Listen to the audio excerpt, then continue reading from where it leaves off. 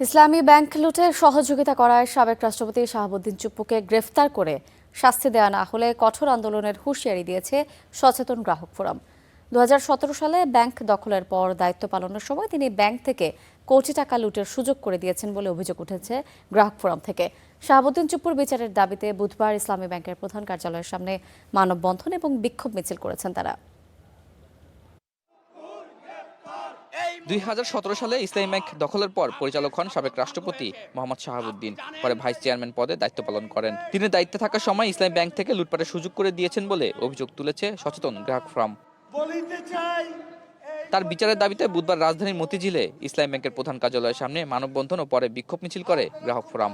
দায়িত্বে থাকার সময় সাবেক রাষ্ট্রপতি ব্যাংক থেকে লাখ কোটি টাকা লুটের সুযোগ করে দিয়ে অপরাধ করেছেন বলেও অভিযোগ করেন তারা। একদিনেই ৩৯,০০০ কোটি টাকা ইসলামী ব্যাংক থেকে উঠে নিয়ে গেছে মাত্র শাহাবুদ্দিন চুপ্পুর সহযোগিতায়। ইসলামী ব্যাংকের টাকা লুটপাট করে নেওয়ার ক্ষেত্রে এই চুপ্পুই সর্বোচ্চ সহযোগিতা করেছিলেন।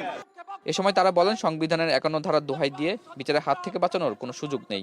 51 অনুচ্ছেদ অনুসারে আইনগত কোনো বাধা নেই তার বিচারের, কারণ আমাদের একটি দাবি হচ্ছে ইসলামী ব্যাংকের টাকা উদ্ধার এবং ফ্যাসিস্টদের বিচার। বাংলাদেশ ব্যাংকের যিনি মুখপাত্র তিনি বলেছেন যে শাহাবুদ্দিন চুপ্পুর বিরুদ্ধে আমরা তদন্ত করব না। আমাদের প্রশ্ন, জাতির প্রশ্ন, কেন শাহাবুদ্দিন চুপ্পুর বিরুদ্ধে তদন্ত করা হবে না? সাবেক রাষ্ট্রপতিকে গ্রেফতার করে শাস্তির মুখোমুখি করা গেলে ইসলামী ব্যাংক থেকে লুট হওয়া অর্থ ফেরত আনা সহজ হবে বলে মনে করেন গ্রাহক ফোরাম। আতাউর নিয়ন, স্টার নিউজ, ঢাকা।